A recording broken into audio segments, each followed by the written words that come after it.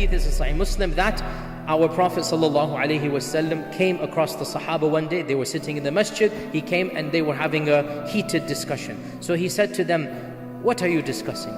So they said, "We are talking about when Qiyamah will happen. We're talking about making a guess, when will Qiyamah happen?"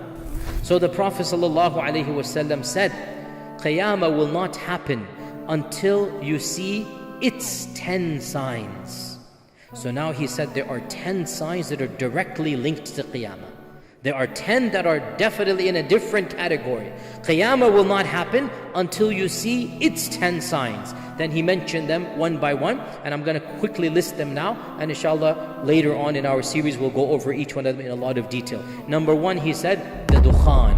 Dukhan is a dust, smoke, smog, the dukhan. And by the way, all 10 of these are specific. These are not trends. All 10 of these are one-off incidents. So these 10, it is a clear-cut sign. Something major is going to happen, catastrophic, cataclysmic, and everybody will recognize this is one of those major signs. So number one, the dukhan.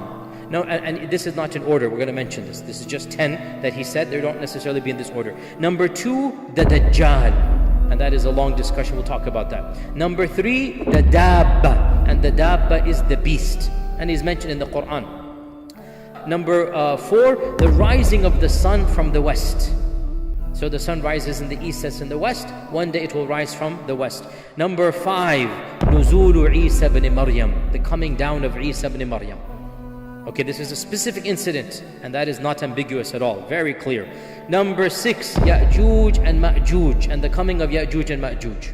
Okay, that is a major sign, and we'll talk about them and some of the problems that are raised by this issue. We'll talk about it very frankly when we get to inshallah. Number 7, 8, and 9, 3 zalazil, 3 earthquakes that will shake the world. There's going to be major. This isn't a regional earthquake. These are earthquakes that essentially the world will know it is an earthquake. 3 zalazil that will shake the world. In one hadith, each next one will be bigger than the first one. So it's going to be 3 consecutive earthquakes that are, the whole world will know that there is an earthquake taking place. And then he said, وَآخِرُهُنَّ, the last of these signs, number 10, the last of these signs is a blazing fire that will emanate in Yemen and will force the people towards Ard al-Mahshar, or the land of resurrection. The land of resurrection. The very last sign of Judgment Day will be the fire that will force people to gather in one place, and that will be the end of humanity in that one place, which is going to be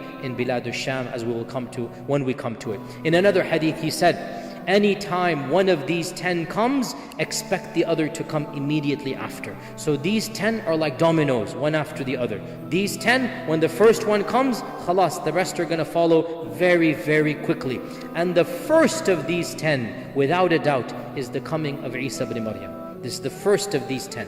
The first of these 10 is the coming of Isa ibn Maryam. And when Isa comes, the rest of these are going to come one by one, and that's it. Qiyamah will take place very shortly after the coming of Isa ibn Maryam. And the last of the minor signs links the first of the major signs.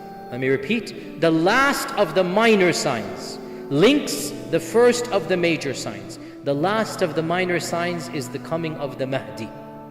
The coming of the Mahdi is the last of the minor signs. And the Mahdi will be alive and will interact with the first of the major signs, and that is who? Isa ibn Maryam. So the Mahdi and the Isa will coexist at the same time, same place, interact with one another, and it is literally as if the minor is coming to an end and the major is beginning, and then that's it. The rest will go from there until Qiyamah.